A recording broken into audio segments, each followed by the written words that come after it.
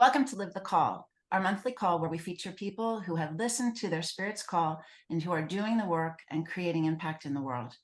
Their stories help inspire us so that we can understand how we can listen to our call. Today we have amazing guest.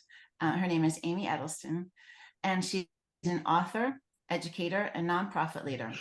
She's the founder and executive director of a nonprofit, Inner Strength Education, which has empowered more than 22,000 inner city high school students with mindfulness and systems thinking. That's so cool.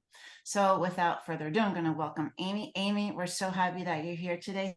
Thank you for Wonderful to being with be us. here. Yes, Thank you for having me. I'm really looking forward to talking together. you're welcome. You're welcome.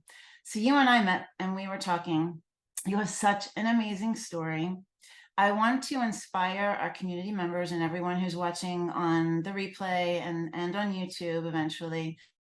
I want them to hear you heard your spirit's call at a very young age. And it's amazing, like the courage and the strength that you had to not only hear it, but to, we call it, listening to it and then living it. So I'd love for you to kind of tell us about that journey of how you heard it and give us like a little insight into what that journey looked like and how it led to the work that you're doing today and inspiring young minds. So that's a pretty big question.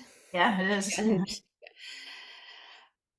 there's so much to say. And I guess what the main thing that I always like to tell people is that call is always there underneath. And some people say, well, I heard it and I forgot it. You probably didn't forget it. It's probably still a thread in your life.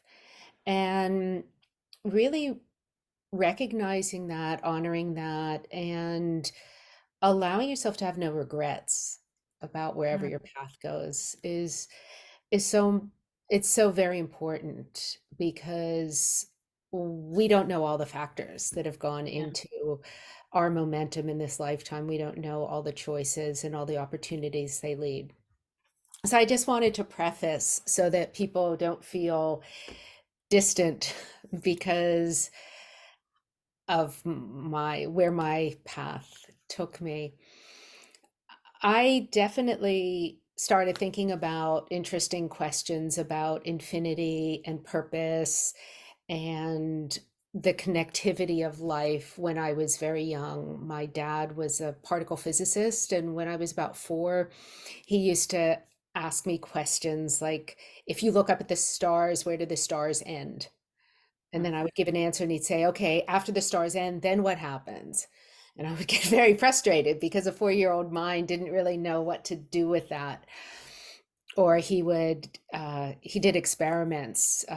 He would accelerate electrons and blow them into the nuclei of atoms and then come out with these quarks and mesons and pi mesons. And so when I was with the dinner table when we were little, he would tell us about how we're really made up of more space than matter. And I would take my little hand and I would squish it into the table and I would try to figure out if this was made up of the same protons, neutrons, electrons, and subatomic particles as the table, and there was more space than matter, how come when I squished my hand on the table, they didn't get confused? Why did my Right. hand go into the table? Why did it stay separate? Why Right. were we appearing as separate when at these very minute levels we were one and made out of the same stuff? I love that you can remember that. Like that's such Yeah, an amazing memory, and to have a father who was asking such big questions. That's really neat. yeah. And my dad was he was a scientific materialist. He was not spiritual. So, people say, wow, it was so good. But I took that in a certain bent, and he took that in his measuring. And, the scientific materialism is what we can observe and see and measure and know. And I was very interested in the imponderable questions about what this all means about us and the interconnection with everything. So that was the beginning. And through the course of my life, I followed different calls and was very if you look at photos of me and my parents, I'm definitely a product of them. The gene pool is the same, Mhm. but my interests were very different. And so I was always interested in a spiritual bent, and I just followed it. I had some powerful experiences. I was raised as a Reconstructionist Jew in a very leftist congregation that didn't have a rabbi and had a woman cantor. So I always felt like a participant, not an observer. And I lived in Israel when I was young and learned the language. I was about 8 and 9, and I felt the country felt very familiar to me. Mhm. Yeah, we'd run around the ruins, and I would feel it wasn't totally literal, but I felt like I knew where things were. You felt Things connected. just felt very familiar, and it wasn't something that my parents taught me to feel connected to. It was just this sense of continuity, familiarity. And I had some experiences of just not feeling a God outside. When you would, Of yourself. in some of the prayers, they say, God is one and God's name is one. And I would look around, I would look at everybody in the congregation. I'd say, but of course, why do you even have to say that? Because if you're saying that, you're creating separation, you're creating duality where there's non-duality. So things like that were always cognitive dissonances that kept my mind open. My best friend and I in high school started meditating together. So this was in the mid 70s, and she had brothers who were older than her. They were like 10 years older, and they'd gone to the Peace Corps in Thailand instead of going to the Vietnam War. But they had this black light room. Now, this is really dating myself, but Cool. some people will remember. So they were on their second floor. They had this room that was painted black, and then there were fluorescent. There's fluorescent graffiti on the walls. Make love, not war, and peace is the only answer. Um, they had some stuff from Thailand that they brought back. And so that's when I got introduced to three books that were seminal to me. Autobiography of a Yogi, which was the story of Yogananda, Be Here Now by Ram Dass, and this little paperback, Richard Hittleman's 28-Day Guide to Yoga. Oh, wow. Now, a lot of people actually turn out to know him. He was he was a really serious disciple of Ramana Maharshi, who was a non-dual sage in South India. But he actually had the first televised yoga program in the States that was produced in LA. And it was all about how you can flatten your tummy while you vacuum. And it was really kind of sexist. Um, but in this little book, he had this daily guide. And when I was a sophomore in high school, I did it religiously. And there were some meditation pieces of staring into a candle and things like that. But underneath it, he was transmitting the nature of self, because that's what Ramana Maharshi taught. And that's what I really picked up on. So my friend and I would try to meditate, and we made a pact to go to India, not necessarily together, but we both said one day we'll both go to India. And shortly after, in 1980, so this was 1978, in 1982, I decided to head over to India. I got to India in March of 1983 when I was 20. I had my 21st birthday there in Nepal, in the mountains in Nepal, and I spent the better part of 4 years there. And I'd already done some meditation retreats and yoga retreats in the States before I left. So incredible. I Yeah, mean, it's such a young age. To us now, 21, I don't know.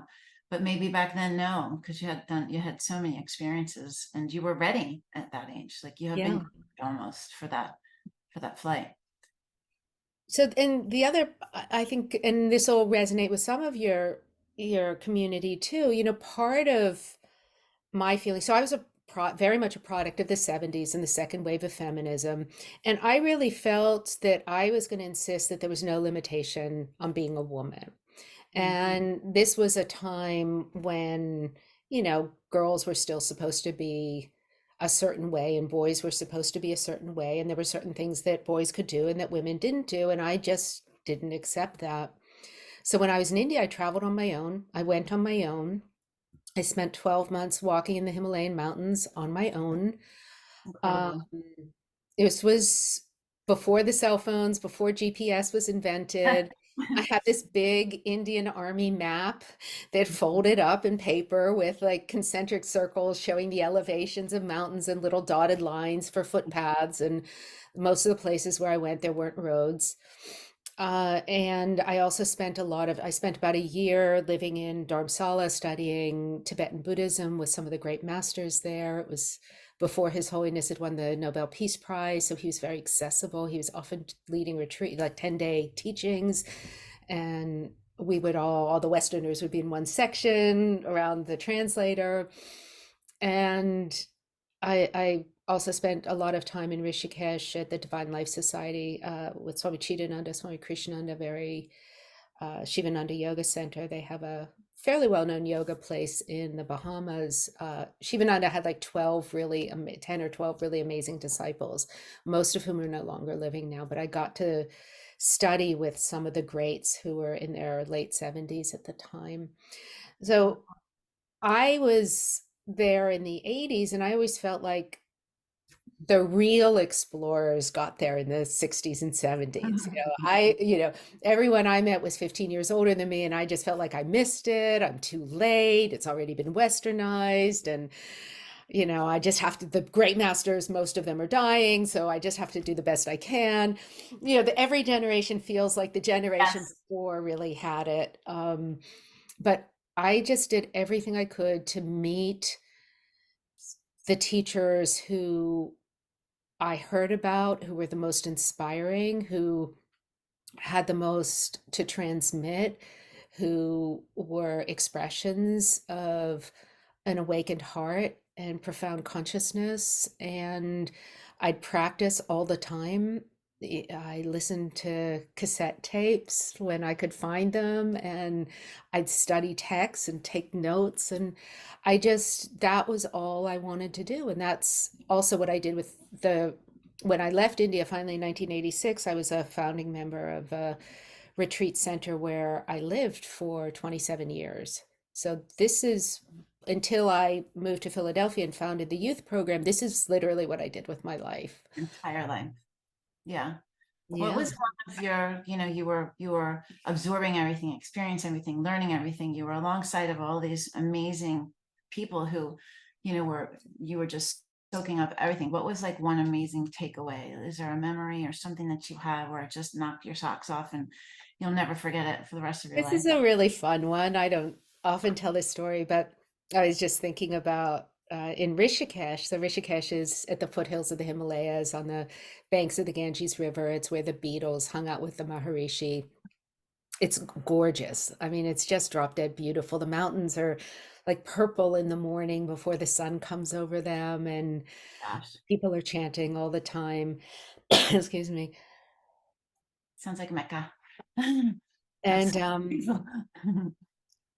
so Swami Krishnananda was one of Shivananda's disciples, and he was known for his scholarly understanding and expression and translation and teachings around Vedanta and some of the scholarly texts. And he had his Dharma brother was Swami Chidananda, who was like, he was like so gentle. You felt like if you touched him, it'd be like touching a butterfly wing. He was so gentle and, beautiful, and almost like his skin was almost transparent. He was so luminous.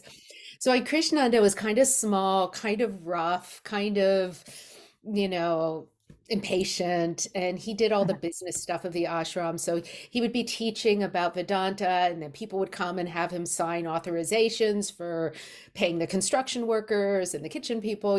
Everything was all mixed up. So at one point, out of those 4 years, I went back to the States to make some money so I could go back again. And I was in the States for 9 months, and I did 6 months of retreat. So it was It didn't exactly do what I needed, make the money I needed. But I went back. One of the things I had done was a 3-month silent retreat at Insight Meditation Society in Barre, Massachusetts, with Sharon Salzberg and Joseph Goldstein in 1985. So I was like really pumped up. I did this 3-month silent retreat. I was meditating 16 hours a day, sitting and walking, doing this Vipassana meditation. Then I got back to India and I did another 20-day retreat immediately. And then I went up to Rishikesh to see Swami Krishnananda.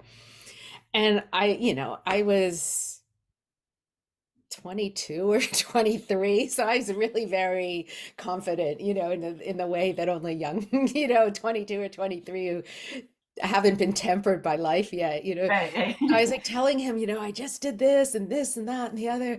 And I was like so, a You're like, positive proud, it was a big accomplishment. And he looked at me and he got very close to me and his nose was like right up against my nose practically. And he bellowed at me and he said, realize you're one with the cosmos and be done with it all. and you're like, okay. I like, That's it was just like this blast of somebody who is seeing unexpected. through the fascination with form and unwilling, unwilling to allow somebody's sincerity to be diverted. Now, of Mm, course, there's a lot of value to practice. So, being my, young self, I of course thought he didn't appreciate what I was sharing. But as I reflected over the decades, I just realized, because I never forgot that, that was one of those moments where I felt like my own hubris and kind of a trunca called spiritual materialism. Even though I was very sincere, I really was very sincere. right. And I wasn't just like bragging about accomplishments, but I wanted to show how committed I was. But he was really cutting through that in this powerful way, and I never forgot it. And it became it became something really important to me. And when people sometimes talk with me about their own spiritual pursuit and they say, well, I had this experience back then, or I'm trying to have that experience up there. On one hand, we have a tremendous amount to purify and cultivate. Yeah. And, everyone should be very humble about constantly growing in compassion and care and never stopping. At the same time, a little glimpse of infinity is still infinite. Well, yeah, and it keeps you moving on your path and your journey. It's More igniting than that, you. a Yeah, little glimpse of infinity is everything. You don't everything. actually need more. Right. Well, right. That's the lesson. That's the lesson. It's enough. Yeah. It's enough. Maybe it's your karma to be like, Anandamayi or Amachi and just like bask in non-dual consciousness all the time. Or maybe it's your karma to have, a tenth of a second of a moment where you penetrate the sense of separation. But a tenth Right. of a moment is enough. It's just enough. And then you just live from that the rest of your life without grasping and demanding. And Wow. that's really what he taught me. At 22, you said. I mean, it took me a while to grow Yeah. into the understanding. I mean, we look at the 22, I would almost 21-year-old now. And like you said, you are very confident. You haven't been, you have a tremendous amount of life experience, and that's a good thing. And it's both sides, right? So how did that lead you to the next part of coming back and starting your next phase of your work? And I'm sure you took that experience with you. You're talking about it today. Yeah. I mean, maybe one thing that I wanted to share, because I know you wanted to ask me a little bit about this journey I took in Ladakh, in Zanskar, in the Himalayas. So, this book, Adventure in Zanskar, I wrote about a 2-month part of the time in the Himalayas about being with the Tibetan people. And I feel like that was really, in a lot of ways, the foundation of my work Mm. in the public schools of Philadelphia. So I always link those two.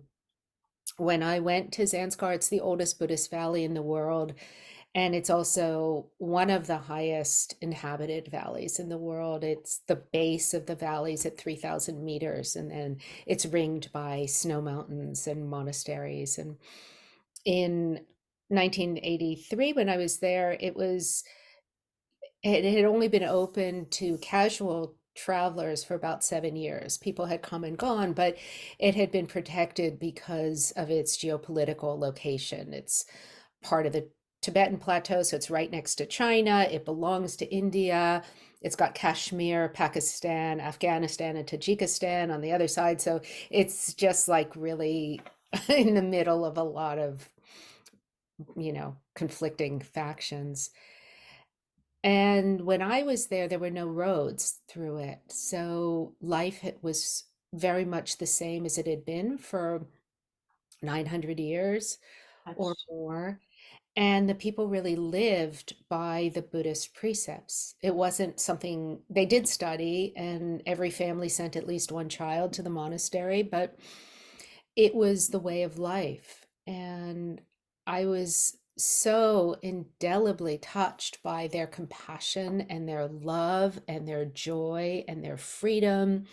And the women were very free and they were very raucous and outspoken, um and it was a simple life. You basically ate the same barley flour and salt butter tea, and oh um my God. it was summertime, so they were very, very, it's very short growing season, but there'd be like a little bit of greens, kind of mustard greens, but not much. um but people were just so kind and so let go. And I walked and I knew some Hindi, I knew a little Tibetan, I knew a little Urdu. So and I learned a little bit of Zanskari, which is kind of related mostly to Tibetan. But you, you start learning the languages in that area of the world, you can get by. Um, and one day I passed these two sisters who were walking in opposite directions, and they look like twins. They were so identical. And one was really depressed because her husband had just died. And she was telling her sister about it and complaining, and her sister just like, just basically said to her, look, we're all going to die. Mm, And if you're attached in this way, you're not allowing for the best outcome, mm, as because the Tibetans believe in reincarnation, they go through yeah, bardo. So your attachment is going to pull on that, and it's also going to create bad karma for you. So you just have to accept that this is the way of all things, and that's how they mm, live. There's a lightness of being and a joy, and it gave me real faith in humanity mm. I imagine that would definitely do that. because I had never been in a place where people actually got along. They dealt with their own frustration and jealousy and irritation and anger. They have a saying there. They say we all have to live together because the environment is so harsh, that they put aside their petty Hmm. issues for the sake of the whole.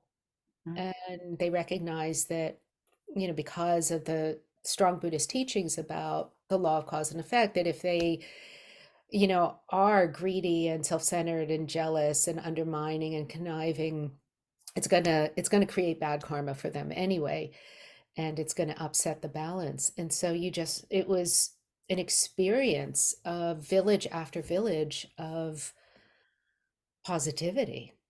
There's so much power in that. It's incredible.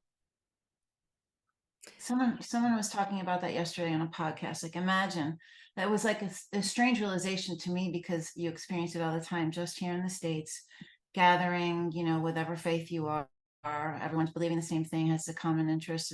It's powerful. But imagine living every single day like that.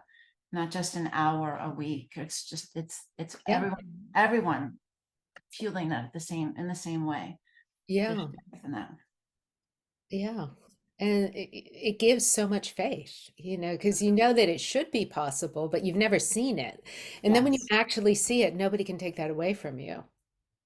Hmm. So that gave me faith to, I had long journey and a lot of deep involvement with other, spiritual practitioners over the years, and studying different philosophies and different transformational methods, and um, you know, a lot of understanding of systems theory, evolutionary philosophy. How does it all work? How do the structures of culture change and evolve? How can we support the cultivation of our higher human potentials? And um, my life, what I was involved with, came to a close, and my husband and I were looking for a place to land. And we had friends in Philadelphia, and he used to teach some retreats in Philly. So we had friends here. They wanted us to move here. So we moved to Center City. And as it turned out, I ended up writing a curriculum and starting a program based on what I felt were the best insights that I had gleaned in my 35 years of practice. Incredible. And And now so we're 10 years in. now you're 10 years in. That's amazing. That there are so many, you're in the inner city, right? I mean, what is it like in the climate in the schools that you're working in? It's the opposite of interconnected. It's everyone, especially in the families, there's not that centered focus. There's fragments of family members everywhere, and lots of times fathers are missing, or there's challenges, there's trauma. Um, there must be so many challenges that you're up against. Definitely. Hmm. There are so many challenges, which we read about and we know well. Hmm. And yet at the same time, when you get with a 15, 16-year-old kid, they're 15, 16-year-old kids, and they know what they know. Hmm. They're not statistics, or, this is their life. And as many challenges as they have that are very real, and as many real adult issues they're having to carry, and issues that most adults actually don't have to carry, they're also filled with hope, and a sense that this is my time.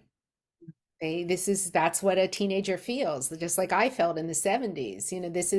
This is my time, and who am I? What am I doing here? What matters? How do I figure out my life?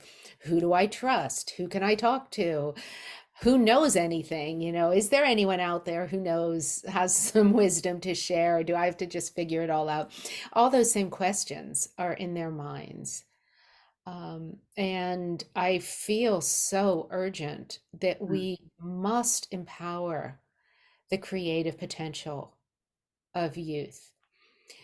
We need to tend to trauma as Yes. part of that. We need to understand it. We need to dismantle systems of oppression and racism. They are toxic. They are destroying the creative potential, which is going to make our society unlivable for everybody.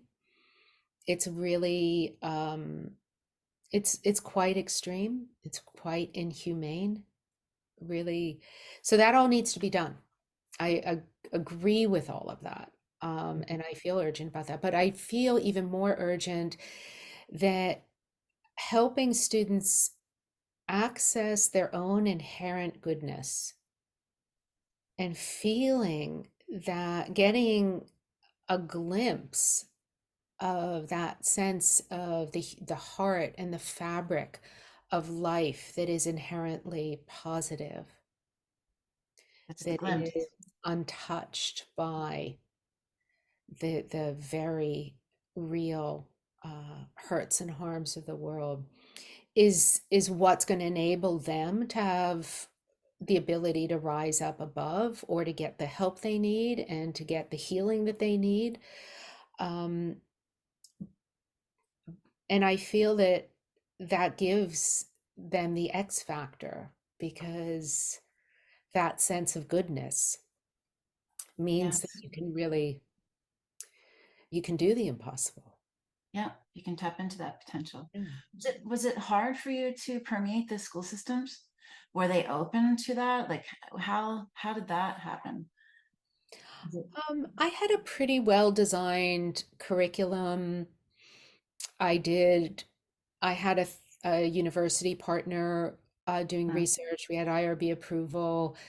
I had endorsement from CASEL, the Collaborative for Academic Social Emotional Learning. So I did put things in place for it mhm. to be accepted. And I always intended to reach a critical mass of students. So I think if you're one person trying to get a little program going, it's hard, but if you do intend to have measurable impact, it can be easier. But I think it was, it was one of those things that was meant to be. I hadn't set foot in high school since 1979. I graduated in 3 years because I hated high school. I was really a difficult student because I Asked a questioned a lot of- lot. yeah, I was just gonna say you asked a lot of questions. I'm gonna guess, Amy. I asked a lot of questions. I didn't let teachers off the hook. I didn't just Yeah, like accept what was there. So I never wanted to go back to high school. And it was just one of those things. We had a yeah. friend here, and his wife was a guidance counselor, and she kept pressuring him to get me to do a program in our high school, Bodine High School for International Affairs in Northern Liberty on 4th and Girard, right in Center City. Wow. Yeah.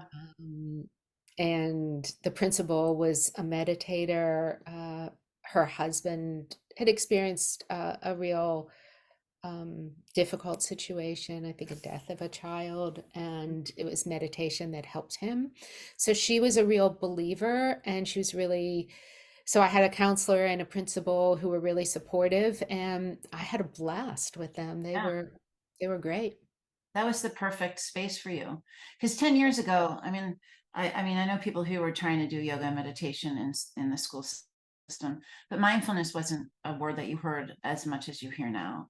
Yeah. So yeah, that's what I was curious about that. And I do know the area because I grew up outside of Philadelphia. So that's why I was like, oh yeah, the Northern Liberties. I get that for anyone who's watching. Were you received easily by the kids? Like, how did they respond to you? Were they I mean, just it varies. We've been yeah, in 23 different high schools over the years. We're usually in about 8 schools a year. And just like any classroom, so we're embedded in English, history, psychology, chemistry, health. Some kids are interested, some kids can't give you the time of day.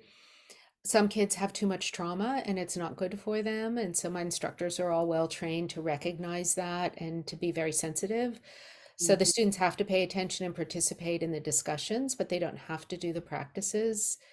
And I say that intentionally for all your listeners, that mindfulness is not a magic bullet that works for everyone in every situation. So it's a great thing when it's the right thing. And just to be very sensitive that if you're trying to teach meditation and kids or adults really don't want to do it, it may be because of what the Harvard professor George Valiant called ego defense mechanisms, that we're not ready to process, and this may open us to things that we're not ready to process, or it's just the wrong practice. There are plenty of yeah, ways to calm and center and explore. And, I just, having been a meditator, I've had really great experiences. I've also seen people do long meditation retreats and have it have not a great impact because it wasn't the right modality at the right time. So I always try to include that in the interviews so that as much as I'm an advocate, I'm also very respectful of the power of the practice, and like anything, right thing at the right time. yeah, that makes sense. Absolutely. Um, if you could say when it is the right modality for the right child or teen, what is like, do they understand themselves a little more? Do they understand that they have an inner compass? So like, what do you see that's probably like the biggest realization? I'm just curious. Um, I mean, I've had everything happen. Like Yes. one girl, she was it was a completely distracted meditation. So it was about 3 minutes in a classroom where the principal interrupted with the loudspeaker in the middle. There were kids like making noise and pounding the lockers, walking down the hall. So it was not like your ideal, this wasn't like the flow and glow, everything's perfect and we're all in this great space. It was just like, it was bedlam in a school. And for whatever reason, this one girl just like dropped into this very profound experience. And, when we finished, she opened her eyes and she said, "Nobody ever told me there's so much freedom in there."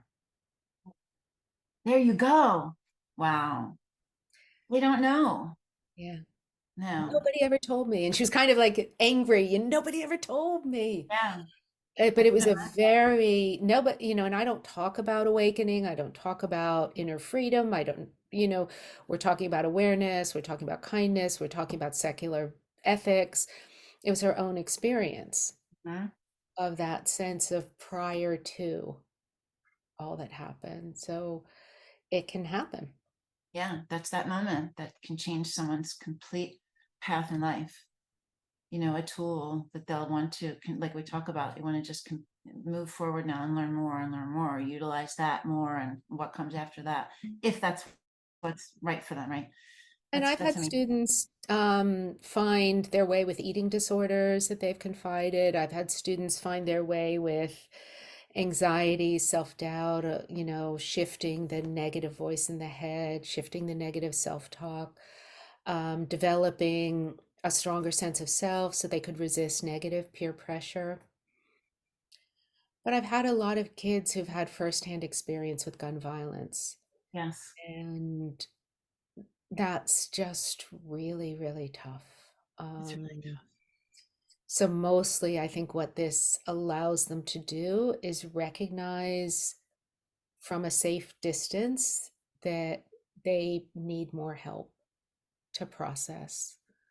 Uh, Last year, it was in a class of honors students doing advanced placement course. 5 out of 26 had experienced firsthand gun tough. violence, including seeing someone shot on their doorstep. And I Yeah, mean, really firsthand. it's incredible. So we're dealing with the idiocy of our legislators who will not enact gun safety in a sensible way. And our kids are suffering, as are, all of their neighbors and parents and families. So believe me, I know I want to empower the goodness, but I do recognize that these things are just really, really difficult. And, I just hope that more adults will develop some common sense around this, because we want to empower potential, but you just can't keep traumatizing people. Yeah, and we need to support it, and we need to help our children. We really do. We talked about that last time.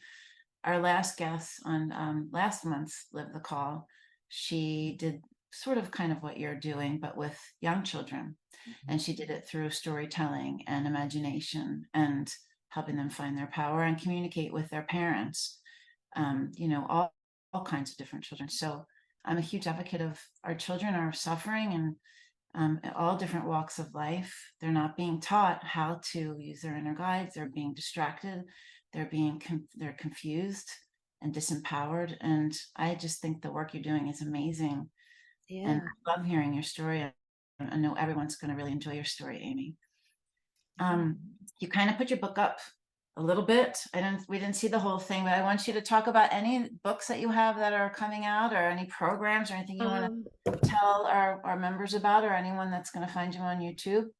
I have that one. I have this one, The Conscious Classroom, which is more about the philosophy behind the program, Hmm? which is, it's not a how-to, it's really like, well, what are the thoughts and the thinking? And it really gets you thinking about different things, and it's good. The Adventure in Zanzibar is fun. I need to write another book. You're feeling called to write another book. You know you need to write another book. Yeah, I need to write another book. I'll carve out the time for it. Really what I'm trying to do now, in addition to we're with slightly fewer students this year, so I think we have about 2,000 students that we're going to reach this year with our 3-month program. And I'm trying to do my best to partner with other people in the education, legislative, and technology world to really take the best of what we've learned and see how we can amplify it and through different ways and develop more upstream support. So, like if the Federal Department of Education approves something for all health classes, even though every city has its own district and they make their own rules, but if the federal government even puts a little bit of funding and approval, or some of the state governments, then it trickles down and makes this work valued and accessible. There are a lot of people doing interesting work in this area, and now with AI, we can start customizing and using AI to help design modules that will really help students exactly where they're stuck, so they feel like they're making ground with what's most difficult for them rather than just a random. So I'm working on that with some really smart people. And I think, in a few years, we're going to have some fun things to talk about. That's Um, amazing. That's yeah, amazing. Yeah, technology would to be able to support that and legislation, that would be amazing for you. yeah, Yeah. So I'm wondering, do you would you like to, I know you kind of mentioned maybe if there's time, you'd like to lead us in maybe a short meditation? sure. That would be amazing. I think we have a little bit of time left for that. Okay. So maybe we'll do 5 minutes. Is that what Yeah. something like that? Yeah. So if you're driving and listening, just pause here and you can restart it when you get to the parking lot of wherever you're going or your driveway. Um, Safety first. Hmm. And allow yourself to settle into yourself and release any sense of limitation.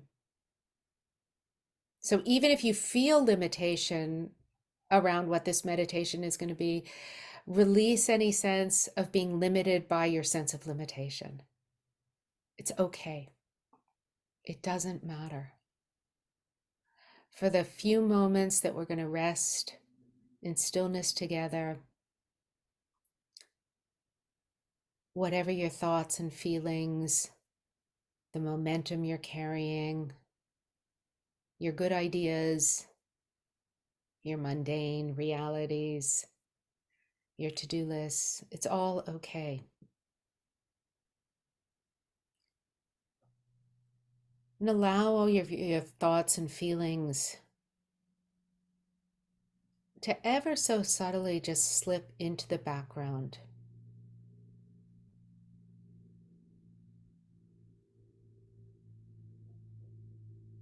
So it's a little bit like lying on your back in the grass on a summer's eve, looking up at the night sky.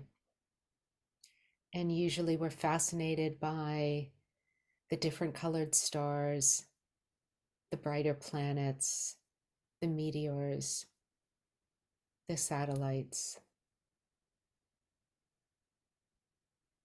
And allow your focus now to shift off of those objects and onto the space between them. Allowing yourself to just rest, being curious, about the night sky, about that backdrop of awareness, recognizing that it extends and extends and extends in all directions.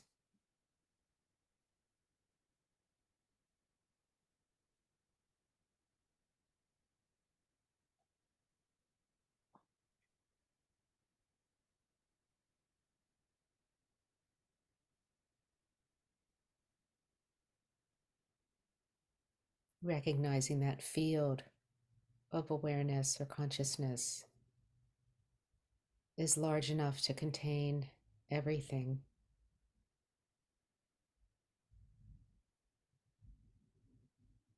And be curious about that boundarylessness.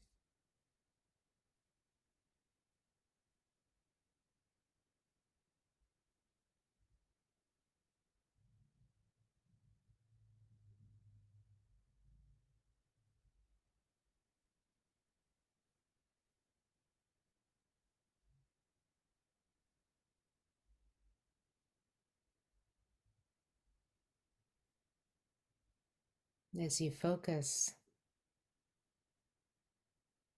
on that field,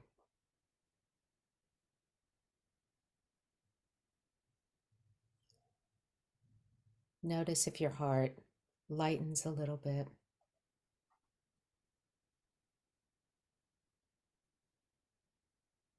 That sense of mystery and goodness and wonder.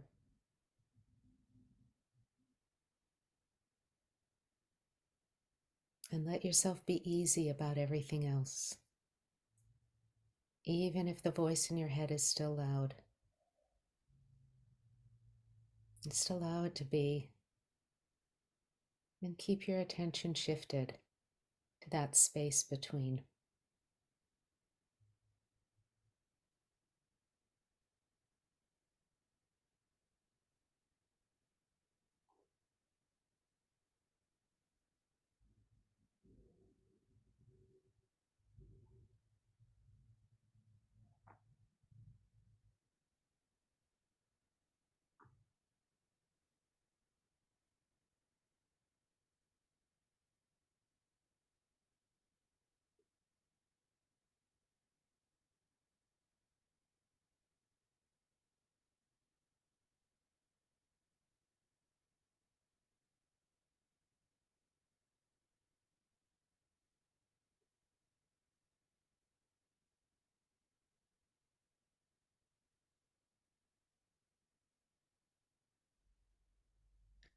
Be open and curious,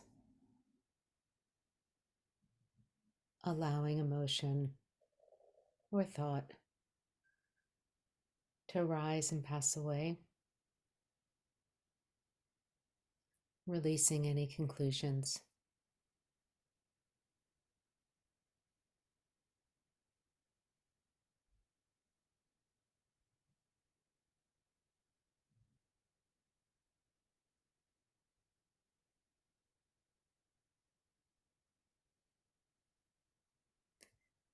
And as we begin to bring this short practice to a close, allow yourself to almost take a mental picture of this sense of being at home in yourself, in a place that you can't locate or define or limit.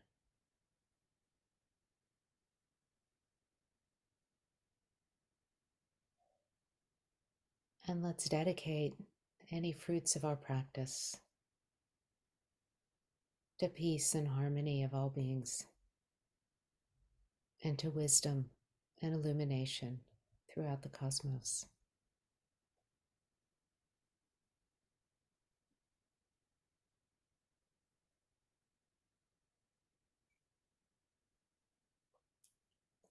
We can bring ourselves back.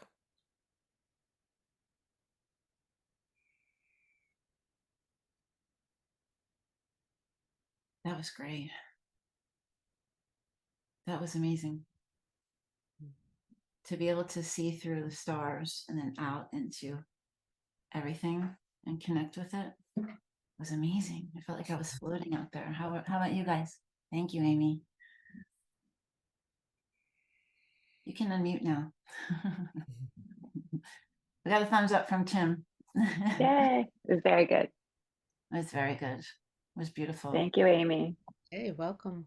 Thank you, Amy. So I just want to thank you so much for being here today. And you know, it was such a special time. I loved getting to know you even more. So I'd love for you to come back again one day. Yeah. And I look You're so forward to meeting. wonderful. I look forward to meeting everyone in person. Yeah, definitely. Yeah, So for anyone who wants to find you, Amy, they can find you on your website. yeah, the best place to find me is innerstrengtheducation.org. Okay, great. And you Or have a podcast. courses. Yeah, I have a podcast called The Conscious Classroom. Yeah, I saw that. There's many episodes. So if anyone wants to check that out, I'm going to guess that it's very similar to the content in your book. Yep. Yeah, that's great. And I will put all these links in the video description so that you can find Amy easily. So again, thank you. I'm going to do a little bit of housekeeping so that people can know what's coming up quickly. I'm just going to do it very fast. I want everyone to know, remember, if there's something that you want to learn about, or if there's someone that you'd like to learn more of, let me know. Send me an email, support@spiritcalling.com. And then coming up on Friday the 27th at 3 p.m., we have our 5D all day with Danielle Kane. We're going to explore the path to self-discovery. So we have groundbreaking conversations. They're really fun. They go on for a long time. We have a great time. That's every month, the last Friday of the month. And then on the last Sunday of every month, we have our meditation, Awakening Mass Meditation with Nicole Gibbs. So that's at 3:11 p.m. And then next month's Live the Call, November 15th at 3 p.m., we're going to be featuring Candy Hausa. So she did our block release, our Akashic Records block release, Founding Awakeners last month, but we're going to learn about her story. She's fascinating. She had a completely like a shift in her professional life that led her to being a psychic medium and then to do Akashic Record block releasing. She works with entrepreneurs, helping them find their inner GPS using the Akashic Records. And so there's lots of fun stuff happening at spirit-calling.com. Why don't you come over and check it out? You get 7 days free to see what we're doing in our portal. And thank you again, everyone, for showing up today, and everyone who's watching on the replay. Okay. Thank you so much. Pleasure to be here. You're welcome. Be well, everyone. To stay up to date on everything on Spirit Calling, follow us on our social media platforms. Don't forget to like, subscribe, and share. You can support us by going to spirit-calling.com and joining our membership community.